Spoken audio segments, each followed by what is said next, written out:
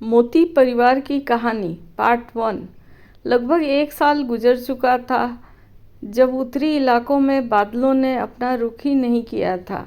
कई गांव भयंकर सूखे की मार झेल रहे थे। कुएं और तालाब तो कब के सूख चुके थे और खेत बंजर जमीन में बदल गए थे। हालात इतने बिगड़ गए कि कई परिवार अपने अपने घर आंगन छोड़कर दक्षिण की ओर निकल पड़े, इस उम्मीद में कि कहीं और जाकर अपने बच्चों का भविष्य बचा पाएंगे। लेकिन हर गांव इतना असहाय नहीं था। उदाहरण के लिए तरांग गांव, जो अरवन पर्वतमाला की तलहटी में बसा था, इस गांव को अब भी पर्वत से उतरती एक छोटी धारा का पानी मिल रहा था। यह धारा बड़ी नहीं थी, लेकिन गांव के लिए जीवन रेखा से कम भी नहीं थी। किसानों के लिए वह पानी एक खजाना था, जिसे बचाना और संभालना उनके लिए सबसे बड़ी जिम्मेदारी थी। दुर्भाग्य से यह पानी सिर्फ तरांग गांव तक ही सीमित था। पर्वतमाला से दूसरे बसे गांव तक पानी पहुंच ही नहीं पाता था। ऐसा ही एक गांव था सलगान, जहां पानी का एकमात्र स्रोत वही पतली धारा थी जो तरांग गांव से निकलकर धीरे धीरे आगे बढ़ती थी। लेकिन जैसे जैसे वह आगे जाती, उसकी धार कमज़ोर पड़ जाती। दोपहर तक तो यह धारा अक्सर सूख भी जाती। नतीजा यह हुआ कि सलगान के लोग दिन भर पानी के लिए तरसते, और जितना भी मिलता वह सिर्फ ज़िंदगी को किसी तरह ढोते रहने भर के लिए ही काफ़ी था।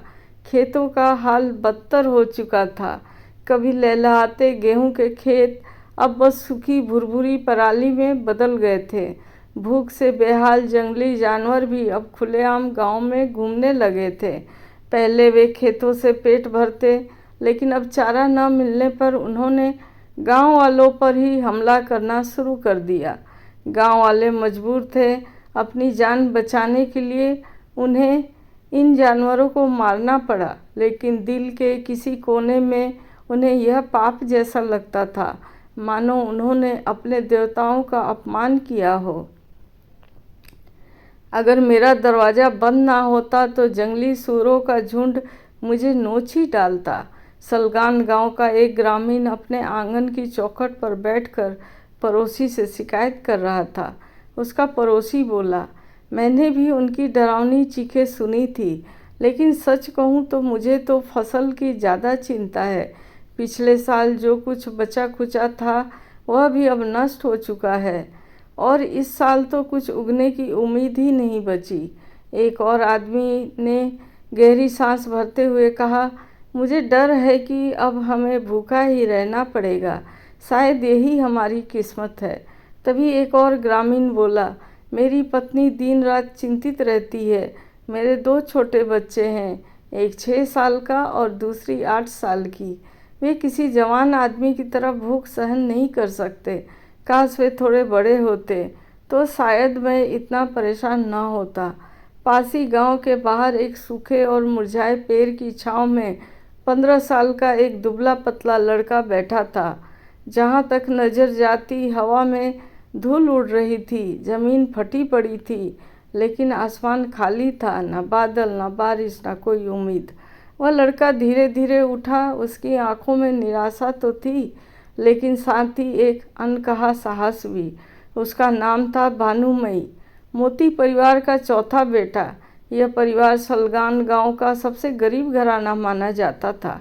हालांकि उसके पिता सूर्यांश मोती और सबसे बड़ा बेटा हल्दीकांत मोती ने तब तैयारी कर ली थी जब सूखे के पहले संकेत दिखाई दिए थे, लेकिन उनके पास खर्च करने के लिए बहुत कम धन था।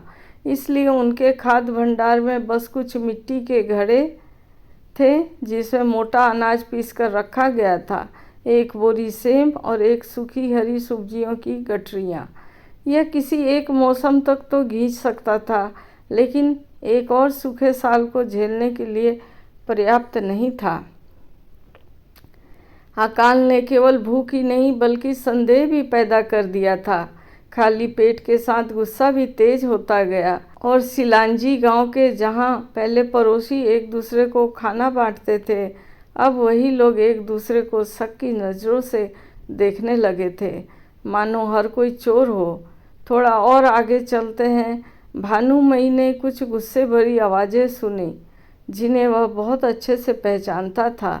अरे चोर, हमारी चीज़ें चुराकर फ़ायदा उठाने की हिम्मत करता है। ललित परिवार गुस्से से लाल चेहरों के साथ बूढ़े बालू के दरवाजे पर खड़ा था। वे उस पर उसके रसोई घर से सूखा गेहूं चुराने का आरोप लगा रहे थे। बूढ़ा बालू लंबा और चौड़े कंधों वाला आदमी था। उम्र दराज होने के बावजूद उसकी आंखें उतनी ही तेज थी जितना कि उसका धनुष। उसने जमीन पर थूकते हुए ताना मारा, मैंने कब तुम्हारे दयनीय टुकड़ों की जरूरत महसूस की है? मैं अपने धनुष के सहारे जीता हूँ। अगर मुझे खाना चाहिए तो मैं पहाड़ों पर जाता हूँ।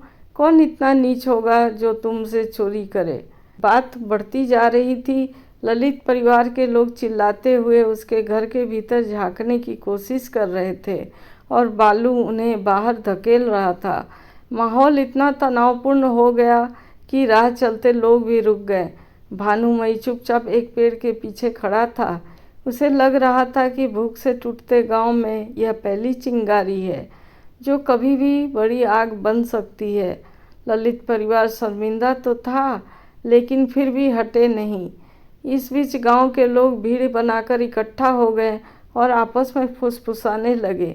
एक निडर आदमी जिसकी पुरानी दुश्मनी बूढ़े बालू से थी, जोर से बोला, ललित परिवार यूं ही किसी के दरवाजे पर हंगामा नहीं करने आता। साफ है कि बूढ़ा बालू झूठ बोल रहा है। उन्हीं के बीच भानुमयी भी खड़ा था। उसका दुबला पतला शरीर आसानी से भीड़ के पीछे छिपा हुआ था। बूढ़ा बालू उसके प्रति दयालु नहीं था। भानुमयी तो बस इतना चाहता था कि वह पहाड़ पर जाकर कुछ साधन जुटा सके, जैसे सूखे फल या लकड़ियाँ। कई महीने तक बूढ़ा बालू उसे अपने घर पर काम करवाता रहा। झाड़ू पोछा, खाना पकाना, सामान लाना, और यह सब वह अपने शिक्षा शुल्क के नाम पर करवाता था। केवल एक बार जब उसने भानुमयी को गुस्से में देखा, तब उसने एक हरा आम उसकी ओर फेंक दिया, जैसे कोई इनाम हो, ताकि वह एहसानमंद हो जाए। फिर बूढ़ा बालू उसका गुरु था और उससे भी बढ़कर भानुमयी को ललित परिवार से घृणा थी। उस परिवार का हर सदस्य टेढ़ा मेढ़ा था।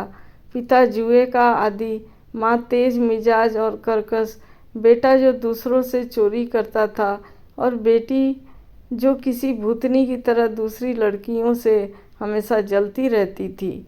उनके बेटे ने एक बार भानुमयी की छोटी बहन को धक्का देकर कीचड़ में गिरा दिया था और उसे बदसूरत कहकर मोती परिवार की बेइज्जती की थी।